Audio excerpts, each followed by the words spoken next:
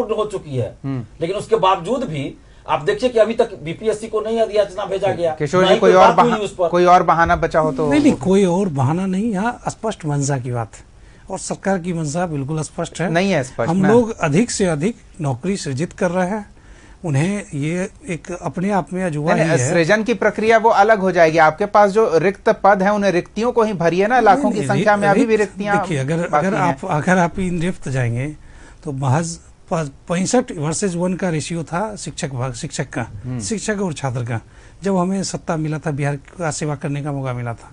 आज वो रेशियो घट के 29 हो गया है, हम लोग उसको 20 तक लाने वाले हैं।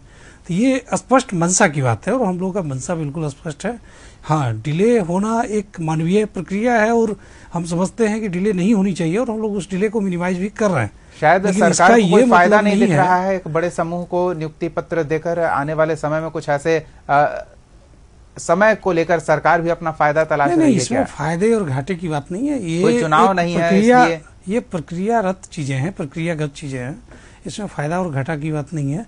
सरकार का पर्पस है 5 साल में 1 करोड़ से अधिक स्वरोजगार, सरकारी रोजगार और क्रिएट करना। 5 साल में 1 करोड़, हम लोग उस दिशा में लगातार देखिएगा ना कि हर महीने लाखों में नियुक्तियां होनी है। अगर वो 5 साल का भी औसत हम निकालें तो वो लाखों की नियुक्तियां 3 महीने होने जा रहे हैं, कुछ वैसा। वो तो देखिए, वो तो अब उसका कैलकुलेशन एनुअली किया जा सकता है, महीने के हिसाब से करना कभी संभव नहीं। और हमारा ट्रैक रिकॉर्ड बताता है कि हम लोग सिर्फ बहाली ही नहीं कराते हैं, बल्कि उनका नियत समय पे वेतन का भुगतान तक किया जा रहा है और ये अपने आप में रिकॉर्ड है।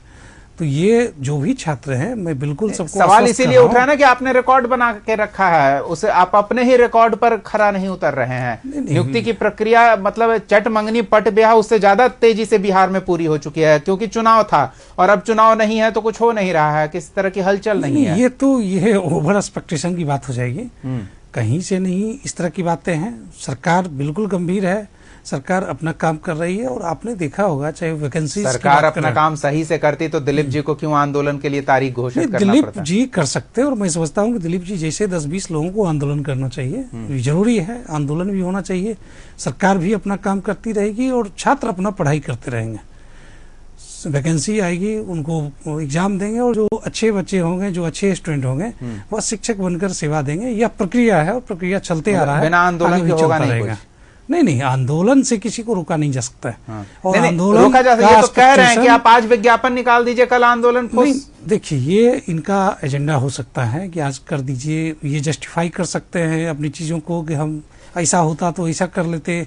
कई तरह की बातें हो सकती है, इनका फ्रीडम ऑफ एक्ट है, ये अपने हिसाब से अपना काम कर सकते हैं, आंदोलन कर सकते हैं। हमारी सरकार लोकतांत्रिक सरकार है, सरकार भी अपने ही हिसाब से करेगी। इनके आंदोलन को हम लोग कभी गलत नजर से देखने का प्रयास नहीं करेंगे, ना ही देखने का प्रयास किया है।